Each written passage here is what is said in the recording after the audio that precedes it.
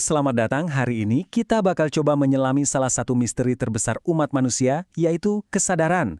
Kita akan menelusurinya lewat panduan dari kebijaksanaan kuno yang ternyata secara mengejutkan punya gema di dunia sains modern. Menarik kan? Yuk, kita mulai aja.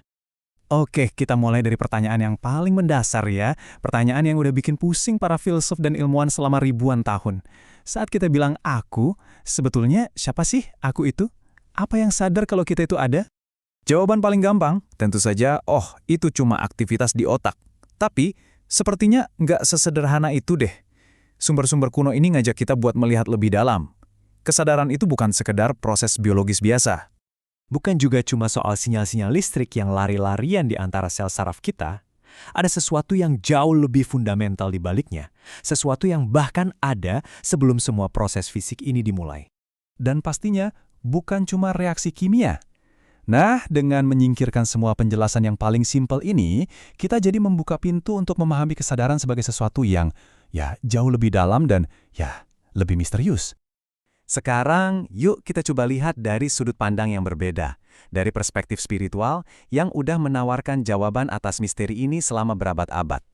Ini adalah pemahaman tentang dari mana jiwa kita berasal. Dalam tradisi ini, kesadaran kita itu asalnya dari sesuatu yang disebut ruh atau jiwa. Penting untuk dicatat, ruh ini bukan entitas fisik.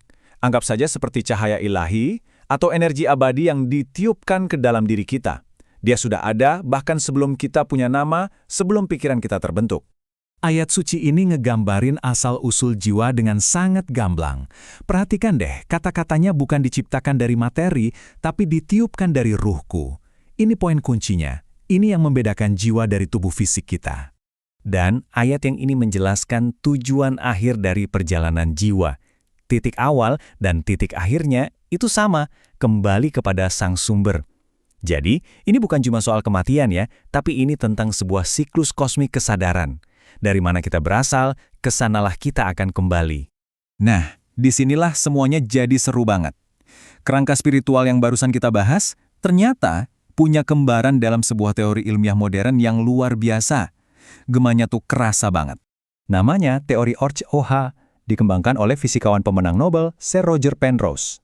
Teorinya bilang kalau kesadaran itu adalah fenomena kuantum yang terjadi di otak.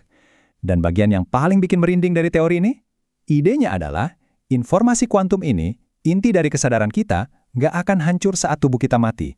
Dia cuma kembali ke struktur alam semesta. Lihat deh persamaannya. Di satu sisi, spiritualitas bicara tentang ruh, jiwa yang abadi, yang kembali kepada sumber. Di sisi lain, sains kuantum bicara tentang informasi kuantum, data yang abadi yang kembali ke alam semesta. Bahasanya mungkin beda, tapi konsep dasarnya nunjuk ke arah yang sama persis. Luar biasa kan? Oke, jadi kalau kesadaran kita ini adalah entitas abadi yang sedang dalam perjalanan pulang, lalu apa sih tujuan hidup ini? Nah, sumber-sumber ini menggambarkannya sebagai semacam kurikulum ilahi, sebuah program pelatihan untuk jiwa. Tujuan akhir dari kurikulum ini adalah untuk mencapai sebuah kondisi yang disebut mutmainnah atau jiwa yang tenang. Ini adalah kondisi di mana jiwa kita udah siap untuk pulang, bebas dari segala kegelisahan dan penuh dengan kedamaian sejati. Lalu apa mata pelajarannya? Ya praktek-praktek spiritual itu sendiri, seperti rukun Islam, iman, dan puncaknya Ihsan. Ini disajikan bukan cuma sebagai kewajiban, tapi sebagai metode latihan yang sangat terstruktur. Masing-masing melatih aspek yang berbeda dari diri kita, mulai dari tubuh kita, keyakinan kita, dan puncaknya kesadaran kita. Semuanya untuk mempersiapkan kepulangan. Jadi, poin krusialnya adalah ini. Pada akhirnya, semua atribut duniawi yang kita kejar dan kumpulkan, kekayaan, status, bahkan nama kita sendiri, itu semua akan sirna. Satu-satunya hal yang benar-benar kita bawa dalam perjalanan pulang nanti adalah kualitas jiwa kita, hasil dari pelatihan selama hidup. Lalu, kayak gimana sih rasanya mencapai puncak dari perjalanan ini? Pengalaman ini sering digambarkan sebagai momen mengalami kesadaran dalam bentuknya yang paling murni. Sesuatu yang disebut kesadaran kosmik. Coba bayangkan, di saat-saat hening, saat ego dan pikiran kita mereda, yang tersisa hanyalah kesadaran murni akan keberadaan itu sendiri. Bukan aku adalah si fulan atau aku adalah profesiku, tapi hanya aku ada. Sebuah realisasi yang sangat sederhana, tapi luar biasa dalam. Nah, di titik inilah batas antara diri dan alam semesta seakan-akan melebur jadi satu. Kamu nggak lagi merasa seperti setetes air di lautan, tapi kamu merasa menjadi seluruh lautan yang terkandung di dalam setetes air itu. Kesadaranmu terasa tak terbatas.